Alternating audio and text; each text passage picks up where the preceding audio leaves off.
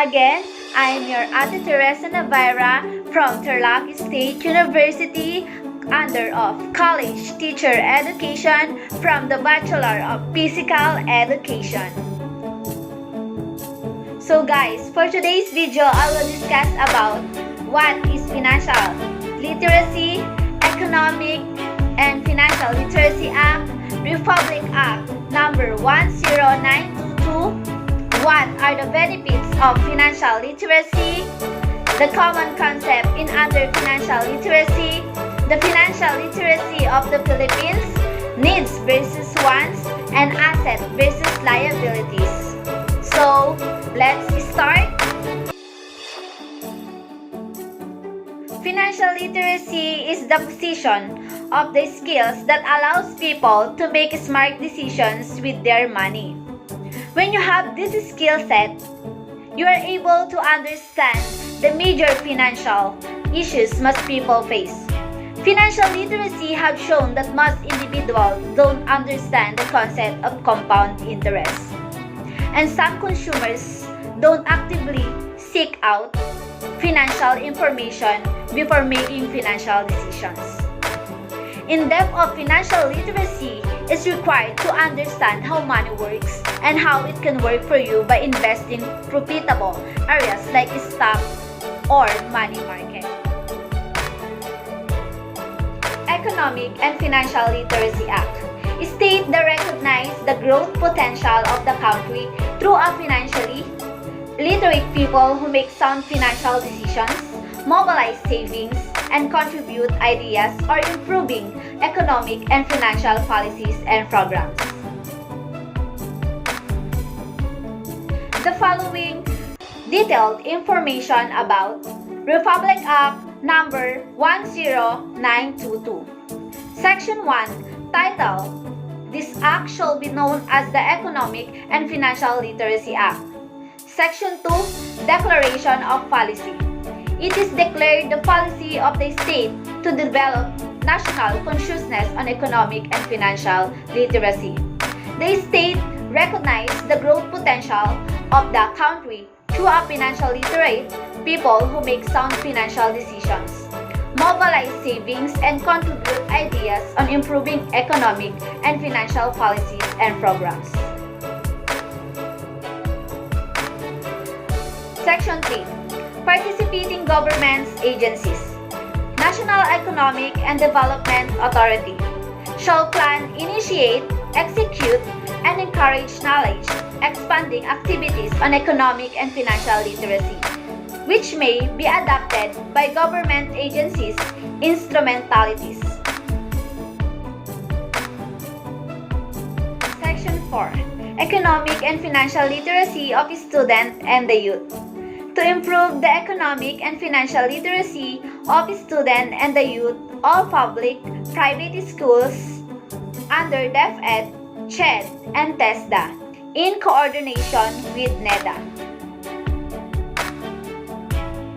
Section 5. Communication Arm.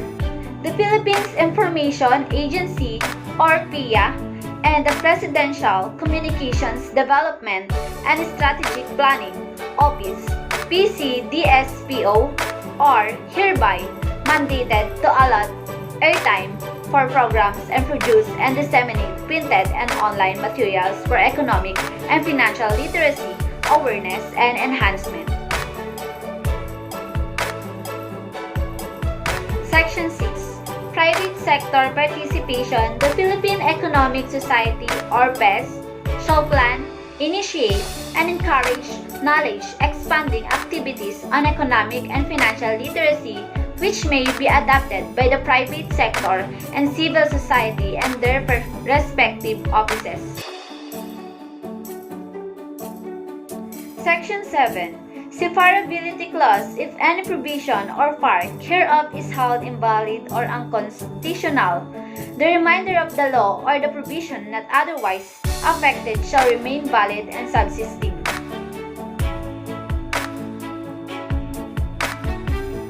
Section 8. Repealing clause. All laws, decrees, orders, rules, and regulation or part thereof inconsistent with this act are hereby repealed or modified accordingly. Benefits of financial literacy education are far-reaching. In fact, it forms the foundation of an abundant life. It empowers people with any lack of financial education. Anything that resembles credit, interest rates, or investment is intimidating and leaves individuals at a disadvantage. It recognized proud seniors are one of the most popular groups to be targeted by fraudulent scams. The Institute of Financial Literacy noted. Fear of retirement. Some seniors may not anticipate what comes with retirement and a limited budget. Seek out help when needed. This financial workshop can provide seniors with the information they need to contact or attend these programs and services if they are invited or simply curious about a specific financial asset. How to learn. Cope major life changes that impact your finances may be difficult. Learning how to deal with these inevitable life alternations can help make the process go a lot more smoothly and allow you to be more prepared later on. Capital gains. Capital gain is when the value of an asset increases more than the original purchase price. Capital gains are not realized until the asset is sold. Debit card is a rectangular plastic card that's used in paying purchase. Credit card is a rectangular plastic card which allows users to access credit facilities or allows owners to avail products on the basis of credit.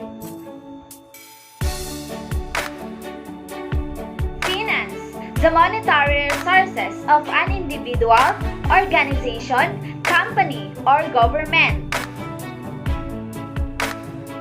Deflation, also termed as the negative inflation, is the great decrease of price of basic commodities.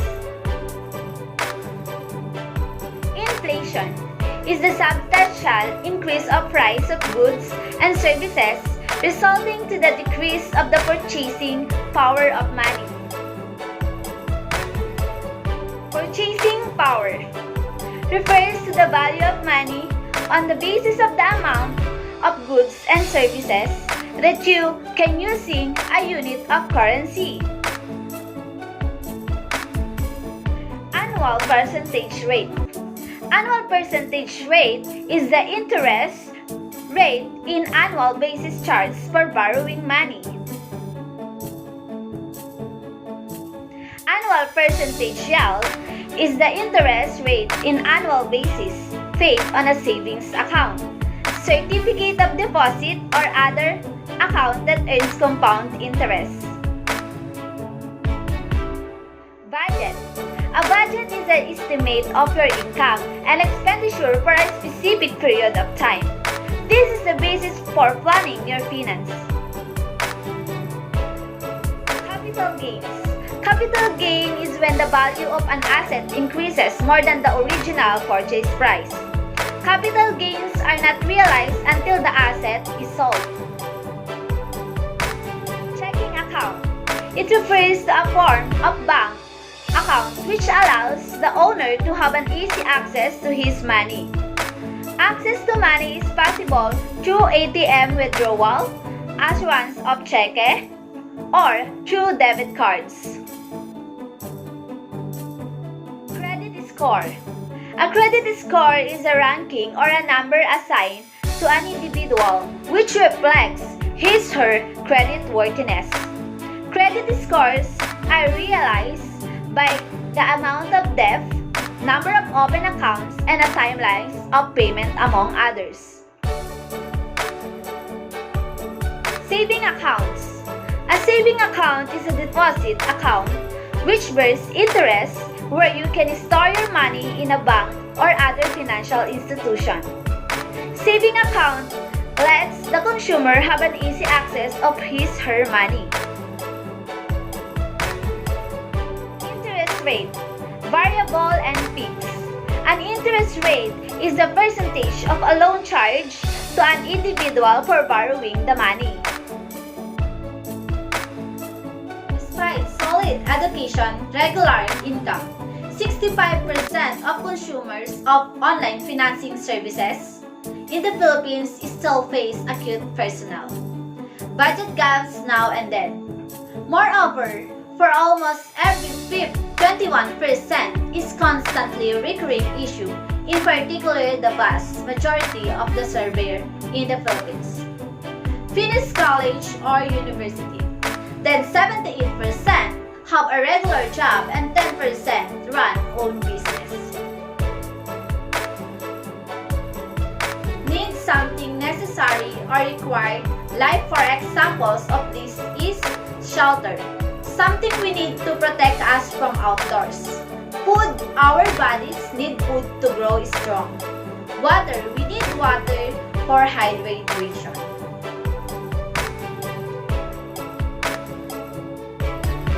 Once, something unnecessary but desired may increase the quality of living or make a person happier.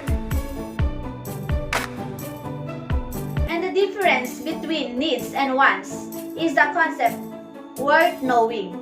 Awareness of this allows individuals from different financial status make informed decision making in terms of managing their finances.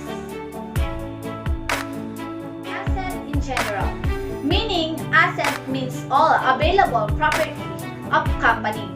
Assets are probable future economic benefits obtained or controlled by a particular equity as a result of past transaction or event. Liabilities may define as currently existing obligation which a business enterprise intends to meet at some time in future. Such obligations arise from legal or managerial considerations and impose restrictions on the use of assets by the enterprise for its own purpose.